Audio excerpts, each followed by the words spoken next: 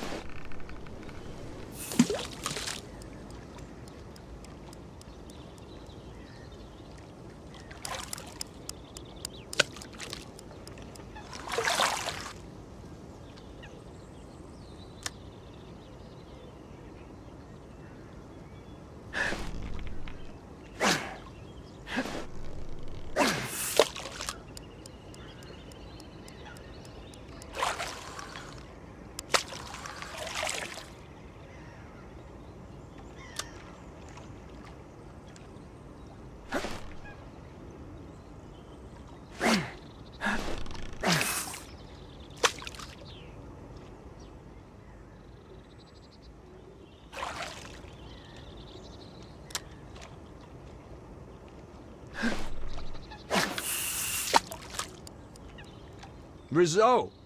I'm gonna get a bit technical with you now, so pay attention. Your line is attached to a reel on your rod, and all reels are fitted with an adjustable drag system. The drag system is what sets how much resistance there is for the fish to pull line out from the reel. So if you set it to its lowest setting, the fish will pull the line out easily and swim further away. But if you set the drag system to its maximum, the fish won't be able to pull line from the reel at all. It's locked up and the fish is going nowhere. Let's put that into practice. Try increasing the drag on the reel to 90%.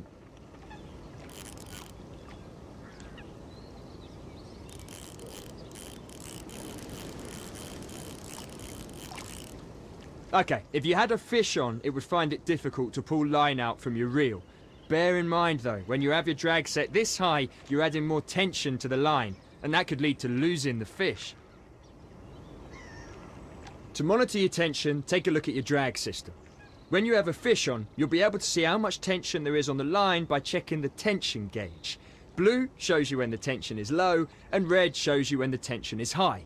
The two indicators at each end are there to show you when you're in real danger of losing the fish. You don't want to be in here, so adjust your tensions accordingly to get out of the danger zone. With that in mind, let's lower your drag to something a little easier on the fish. Something like 30%. When the drag is set this low, the fish will be allowed to take the line with a little bit of resistance, but it shouldn't be enough to lose the fish. The trade-off with setting the drag too low is that the fish can easily take the line and head for things that could snag it. You really want to keep the fish away from reeds on the bank and weed beds. If the fish makes it to those spots, then it might well be game over. Now, if you're lucky enough to have a fish on and you're reeling it in, my advice is to keep an eye on the fish's movements and what's around it. Constantly check the tension to make sure you have enough to reel in the fish, but not too much that it escapes. Think you're ready to take on a fish? You've got a bite! Time to see if you've been paying attention. Start off by reeling in to tighten the line and help set the hook. But keep an eye on the tension. If you lose this fish, you'll owe me a new chod rig. Now stop reeling for a second. You don't want to add too much tension to the line. You can pull the fish in by literally pulling the rod back and then reeling in the slack line. Try it. Pull the rod back over your head.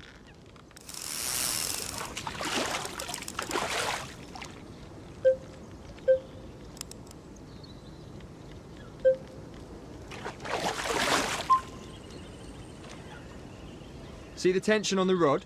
Now move the rod forward and reel in the slack line. Careful now. When there's too little tension on the line, there's a chance of the fish escaping by throwing the hook. But when there's too much tension, well, you can pretty much guess what's going to happen. New chod rig for me. Let's get this fish close to the bank so we can net it. You can move the rod to the side if you want to pull the fish in a certain direction.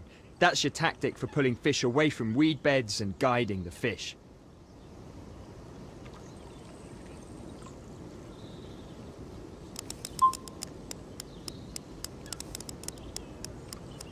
Quality stuff. You're almost ready to net this fish. Just reel it in a little closer. Don't forget to pull the rod back and reel in the slack line to bring the fish in properly. Here we go, make or break time. It's time to net the fish. Start off by picking up the net. Check it out! You've caught yourself a beautiful common carp. You've also bagged yourself some experience and tackle points. Let's get this little fella back in the water and we'll call it a day. And that's it. In this lesson we've covered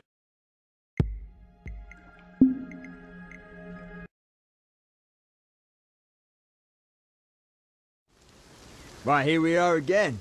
Now this time I'm going to teach you a pretty advanced technique for catching fish. Don't worry about setting your gear up on a peg, because this time we're going stalking. Stalking is a term anglers use when they're hunting for fish close to the bank. Now, why would you do this? Well, getting a bite in the middle of the lake and playing the fish is exciting stuff, but imagine seeing the fish on the margin, eating your bait right in front of you before it belts off and you're in action. That's the very essence of stalking. It's close quarters combat fishing. Now, let's get stuck in and see if we can get a bite.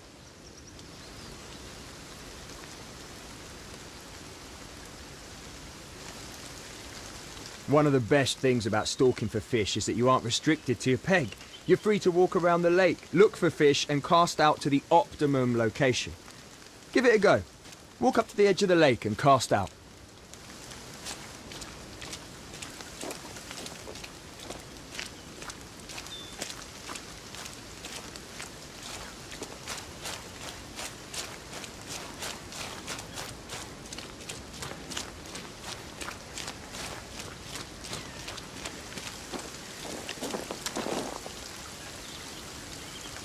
Before you cast, take a step back and think for a second.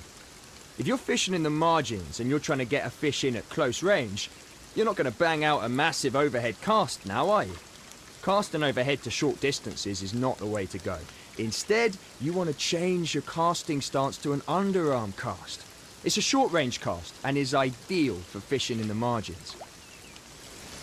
Performing an underarm cast is the same as an overhead cast. Just hold the line, pull the rod back, and when you're ready, push the rod forward and release the line. It looks simple enough, but it's actually pretty... Have a couple of practices to get used to underarm casting. And just in case you were wondering, you can still change your stance when you're preparing to cast. For this lesson, let's keep using the underarm cast.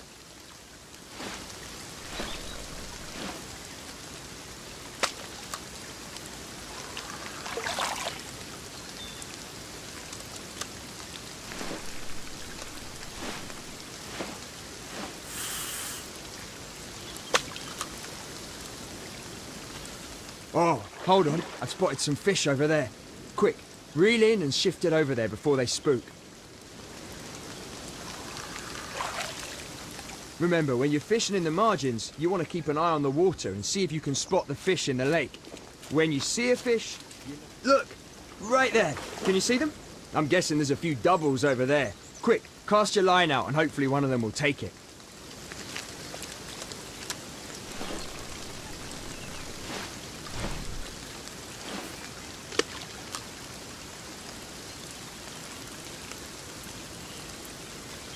Oh, is that a bite? Ah, nice one! Now it's just like before. Keep an eye on your line tension and reel your target in.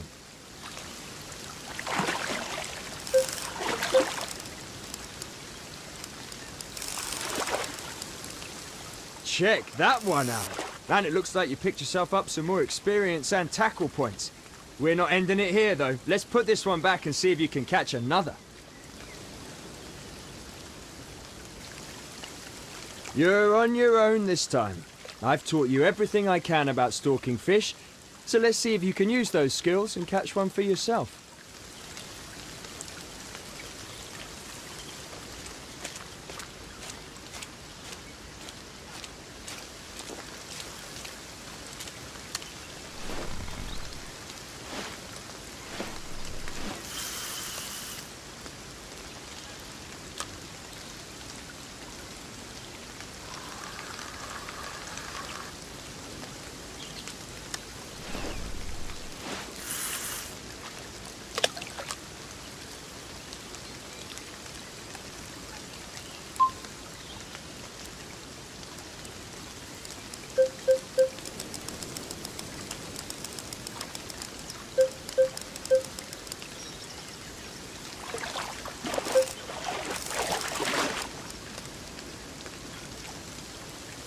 Landed! And that's a lovely looking fish too.